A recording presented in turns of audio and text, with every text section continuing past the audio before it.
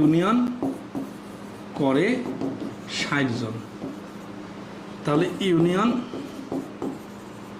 করে না ৪০ জন, যার মধ্যে এই দেখেন, যার মধ্যে প্রশ্নের কথাগুলো কিন্তু লিখতেছি, মধ্যে পুরুষ সমান সমান ৬০ এর ৭০% সমান সমান ৪২ জন। এই কাটাকাটিগুলো নিজের মতো করে করে নেবেন। দেখেন যে ইউনিয়ন করে ৬০ জন, যার মধ্যে পুরুষ ৬০ এর ৭০% ৪২, এই কথাটা এখানে লেখা আছে। তাহলে ৭০% কর্মচারী যদি পুরুষ হয়, তাহলে ইউনিয়ন করে ৪২ জন পুরুষ। আমাদের টার্গেট কোথায় যাইতে হবে? আমাদের টার্গেট হচ্ছে শতকরা কতজন মহিলা কর্মচারী ইউনিয়ন করে না। তার মানে এই করে নার ভিতরে আমাদের অ্যান্সার আছে। করে না যে ৪০ জন, এর মধ্যে পুরুষ কতজন? যার মধ্যে পুরুষ, এইখানে একটা খুবই ইম্পর্টেন্ট বিষয় দেখেন, ৪০ জনের মধ্যে পুরুষ আছে কতজন বলেন তো? ইউনিয়ন করে না পুরুষ নিয়ে কোনো কথাই বলা নাই, কিন্তু এটা বলা আছে টোটাল পুরুষ হচ্ছে ৪৬ জন। এখন আমরা দেখলাম যে ইউনিয়ন করা পুরুষ পাইলাম ৪২ জন, তাহলে ইউনিয়ন করে না পুরুষ সমান সমান ৪৬ জন পুরুষ থেকে ৪২ জন বাদ দিলে ৪ জন। দেখেন এই যে ইউনিয়ন করে না মোট ৪০ জন, যার মধ্যে এতজন, তাহলে অতএব ইউনিয়ন করে না মহিলা,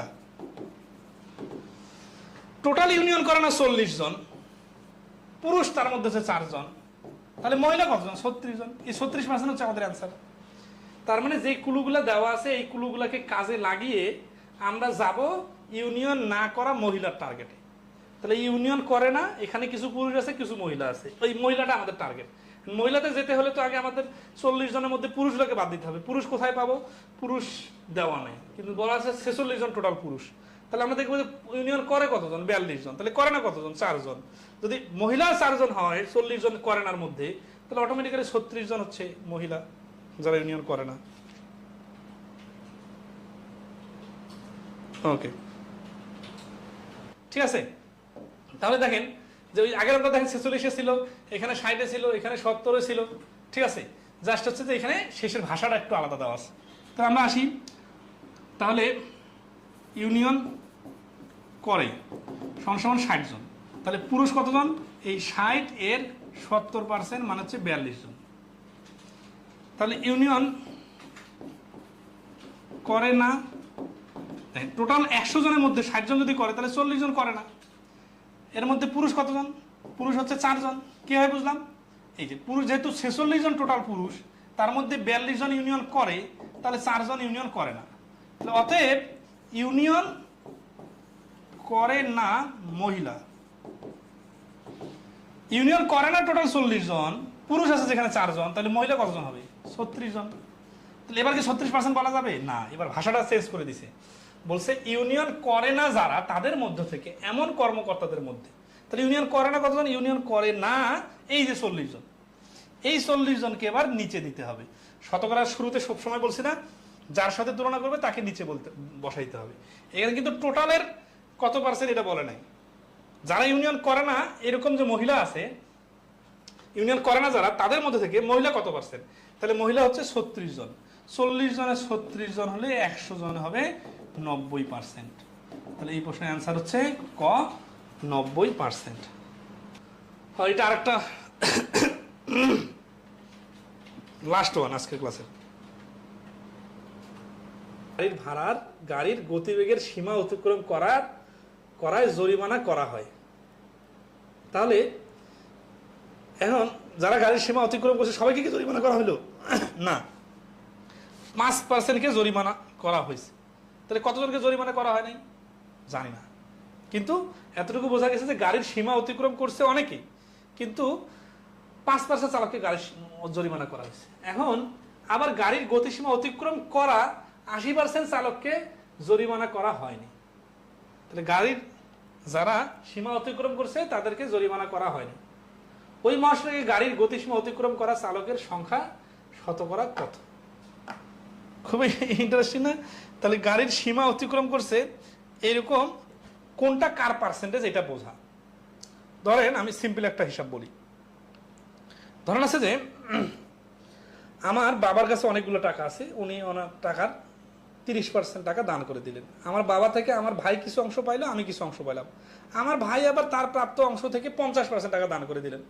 এখন আপনি মনে করতেছেন যে আরে বাপের যখন টাকা ছিল তখন 30% দিছে, আর এ তো 50% দিল, তো এ তো বেশি টাকা দান করছে। না, এইভাবে হিসাব হবে না। কারণ বাবার কাছে যখন টাকা ছিল তখন তো অনেক বেশি টাকা ছিল, ওইখান থেকে সে 30% দিচ্ছে, মানে অনেক টাকা দিয়ে দিচ্ছে দান করে। তার টাকাটা আবার ভাগ হয়ে তার দুইটা ছেলে পাইছে, 2 ভাগে। সেখান থেকে তার ছেলে তো অল্প টাকা পাইছে, সেই অল্প টাকার আবার 50% দান করছে। তাহলে এই 50% টাকা তো অবশ্যই অনেক কম টাকা, তার বাবার 30% থেকেও অনেক কম। তাহলে এখানে যে জিনিসটা সব থেকে, এইটা জিনিস বোঝার জন্য লজিক্যালি বা প্র্যাকটিক্যালি যে জিনিসটা সব থেকে ইম্পর্টেন্ট, আমি কিন্তু ক্লাসে অনেক আগে বোঝাইছি যে 1% বড় না 100% বড়। ধরেন আছে বললাম যে একটা স্কুলে 100% হিসেবে পাস করছে, আপনি তো অনেক খুশি, কিন্তু দেখা যাচ্ছে ওদের স্টুডেন্ট সংখ্যা 2 জন। আর একটা স্কুলে দেখা যাচ্ছে যে 1% ছাত্র গোল্ডেন A+ পাইছে, এর মধ্যে মাত্র 1%, কিন্তু দেখা যাচ্ছে ওই স্কুলে 2000 স্টুডেন্ট পরীক্ষা দিচ্ছে, তাহলে 1% মানে 20 জন গোল্ডেন A+, তার মানে অনেকজন। তার মানে 1% বলে নাক ছিটকানো যাবে না, আবার 100% থেকে উৎফুল্ল হওয়া যাবে না। এটা নির্ভর করবে যে কার 100% কার 1%। তাহলে এই অঙ্কটাতে দেখেন এই 5% আর এই 80% জিনিস দুইটা বোঝা খুবই ইম্পর্টেন্ট। 5% আর 80% মিলে 85% মনে করতেছেন নাকি কেউ? এটা করা যাবে না। যারা এই দুটোর মধ্যে উল্টাপাল্টা করে ফেলবেন তারাই ভুল বুঝবেন, ঠিক আছে? আচ্ছা, ঢাকা সিলেট মহাসড়ক 5% চালককে, এই চালককে কি আর কিছু বলা আছে? নাই।